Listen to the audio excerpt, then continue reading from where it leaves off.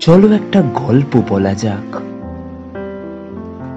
আমাদের জীবনের প্রতিটি মুহূর্তে আনাচে কানাচে লেগে থাকে অনেক গল্প, যা কোনো সিনেমার গল্পের থেকে কম নয়। আজ এমনই এক সাধারণ ছেলের গল্প বলবো আপনাদের। শুনতে থাকুন পঙ্কজ সাহার লেখা গল্প জয়ের কথা এর দ্বিতীয় অংশ।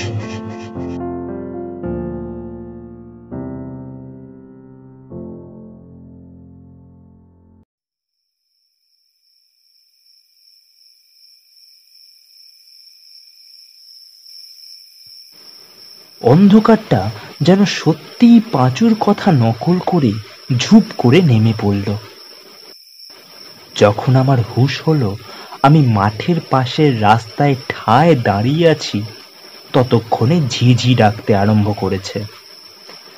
মাঠ ফাঁকা করে কখন যে বাচ্চাগুলো তাদের বাড়ির উদ্দেশ্যে পাড়ি দিয়েছে খেয়াল করিনি।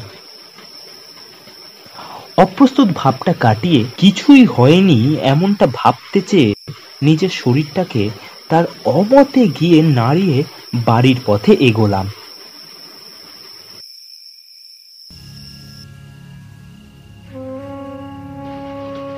কিছু হয়নি এটা ভাবতে যাওয়া যেমন সহজ, তা বাস্তবিকে করা ততাধিক কঠিন। আমার কিছুতেই সেই মেয়েটির চেহারা মনে পড়ছে না, তবে মনে পড়ছে তাকে দেখে আমার পাগল ও নির্বাক হয়ে ওঠার অনুভূতির কথা। এবার আমার মনে উদয় হলো সেই গুরুত্বপূর্ণ প্রশ্ন, যা অনেক আগে আসার কথা ছিল। কে সে যে এক দেখাতেই আমার সমস্ত জাগতিক চিন্তা, ভাবনা, শক্তি লোপ পাইয়েছে? নাম কি তার? এই সমস্ত এক মাথা প্রশ্ন ও তার থেকেও বেশি হতবাক হয়ে বাড়ির দিকে এগোতে লাগলাম। আমি বাড়িতে গিয়ে সোজা শুয়ে পড়লাম নিজের বিছানায়। তারপর চোখ বন্ধ করে ভাবতে লাগলাম তার কথা। আচ্ছা, যা দেখলাম তা সত্যি তো, না কোনো এক মায়া শক্তি দ্বারা ভুল কিছু পর্যবেক্ষণ করেছি আমি? অনেক ভেবেও সেদিন আর কোনো উত্তর পেলাম না।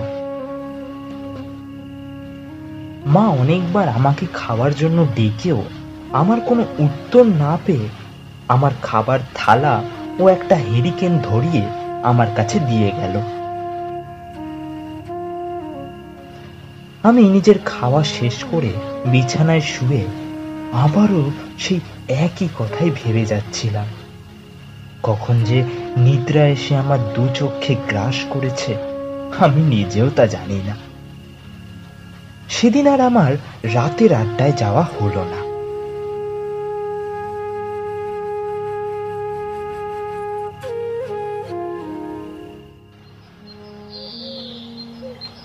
সকাল হতে আমি কোনো মতে চোখে মুখে একটু জল দিয়ে সোজা চলতে লাগলাম জমিদার বাবুদের বাড়ির দিকে।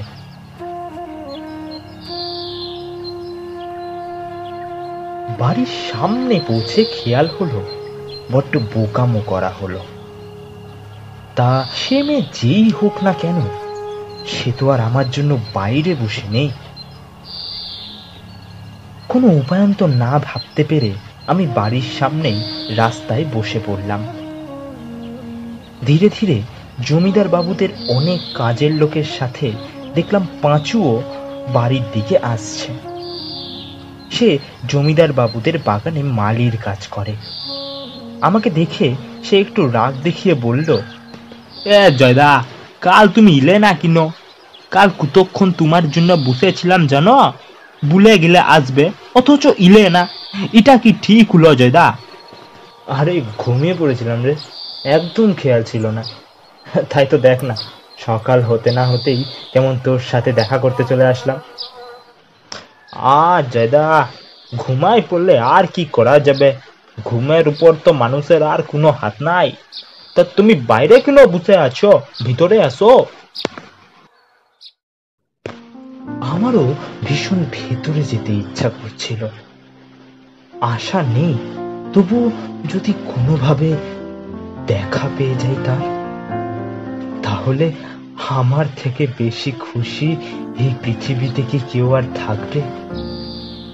কিন্তু মুখে বললাম, না রে, যাই, তোর সাথে দেখা করার ছিল, হয়ে গেল, এখন যাই রে।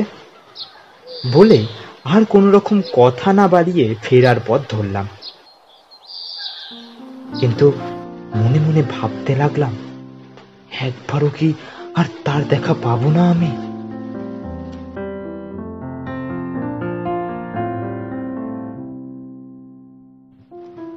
সেদিন আমার সারাটা বেলা কাটলো তার কথা ভেবে। যেন সেই এক মুহূর্তের দেখাতেই আমার সমস্ত বিশ্ব ব্রহ্মাণ্ড কেবল তাকে ঘিরেই গড়ে উঠেছে।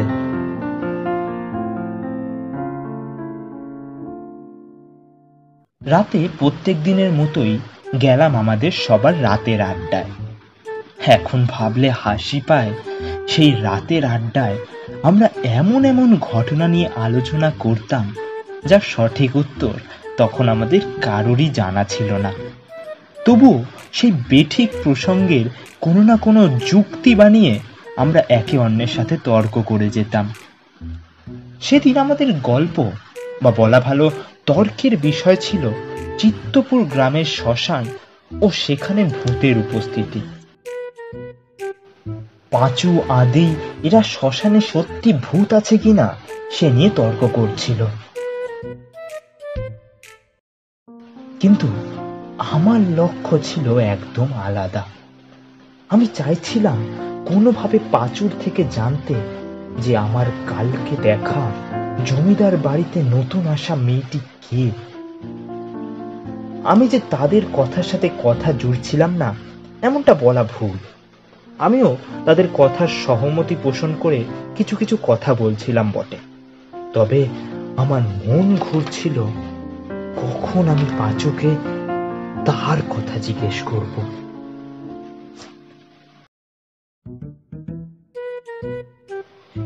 ভূত যদি থাকতেই হবে তো এতদিনে কেউ দিখলো না কিনে? পাঁচু ঘোরতর এক প্রশ্ন করল। এই ভূতকে কি সব সময় দেখা দিতেই হবে? না দেখা দিলে কিসে থাকবে না? আরে ভূতের যখন সময় হবে তখন সে দেখা দেবে।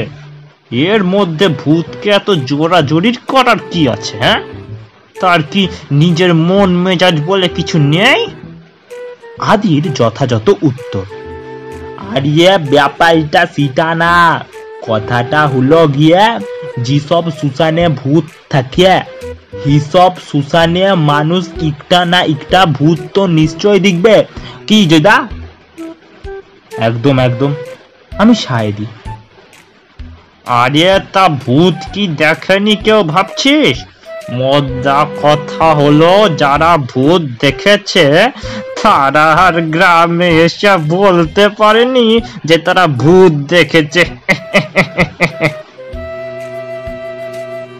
আলোচনা এরপর বহুদূর গড়ালে আদি তার বাবার মুখে শোনা চিত্তপুরের শ্মশানের এক লোকের নিজের চোখে ভূত দেখার গল্প শোনালো।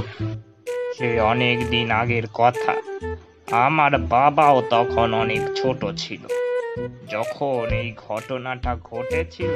তখন গল্প শোনা শেষ হলে আমি বললাম, চল রে, অনেক রাত হলো, এবার বাড়ির মুখে ফেরা যাক।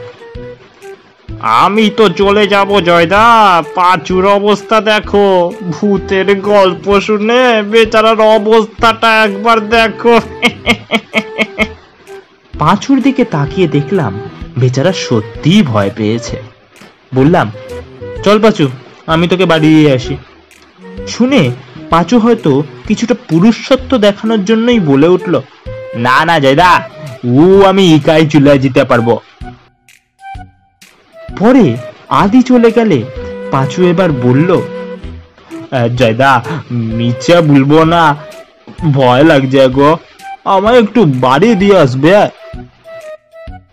আমি হেসে বললাম, চ। পাঁচুকে তার বাড়ির পথে এগিয়ে দিতে দিতে কেবলই ভাবছিলাম কখন তাকে আসল কথাটা জিজ্ঞেস করব। প্রায় পাঁচুর বাড়ির কাছাকাছি চলে এসেছি, এমন সময় তাকে দাঁড় করিয়ে আমি জিজ্ঞেস করেই ফেললাম, আচ্ছা পাঁচু, জমিদার বাবুদের বাড়িতে কি নতুন কেউ এসছে? তা ইচ্ছা বুটে, এক দিদিমণি। কিন্তু তুমি কি করে জানলে জয়দা? না, বাবা বলল কাকে নাকি স্টেশন থেকে নিয়ে এসছে কালকে গরুর গাড়ি করে, তাই জন্য। ও, কিন্তু বিশ্বাস করবে না জয়দা, কি সুন্দর দেখতে দিদিমণিটাকে, মনে হয় কোনো স্বর্গের পরী নেমে এসছে। আচ্ছা, তার নাম জানিস নাকি দিদিমণিটার? মা ঠাকরানকে তো ডাকতে শুনছিলাম এক দুইবার পূজা বলে, কিন্তু জমিদারের সাথে আমাদের কথা যখন হলো তখন তো পাঁচু তখনও কিছু বলে যাচ্ছে, কিন্তু তার একটাও কথা আর আমার কান অব্দি পৌঁছাচ্ছে না। আমার মন ও মস্তিষ্কে কেবল একটি মাত্র নাম বারবার ঘুরপাক খেয়ে চলেছে তখন, শুধুমাত্র একটা শব্দ যে এইভাবে মানুষের মাথাকে বিচলিত করে দিতে পারে তা আমি তখন টের পেলাম। রাত গভীর হচ্ছে, বাড়ি যেতে হবে। পাঁচু পাশ দিয়ে তখনও কিছু বলে যাচ্ছে, দূরে কোথায় এক রাত জাগা পাখি ডেকে উঠছে বারবার বারবার।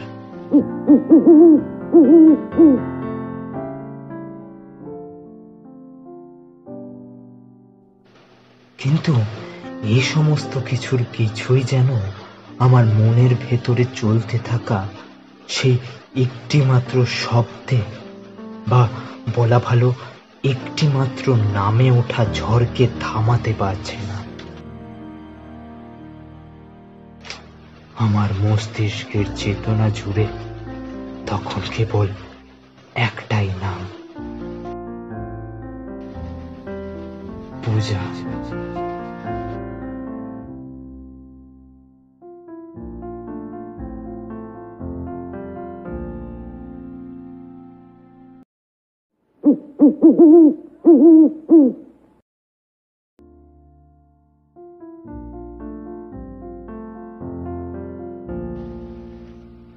কে এই পূজা? জয়ের কি পূজার সঙ্গে আর কখনো দেখা হবে?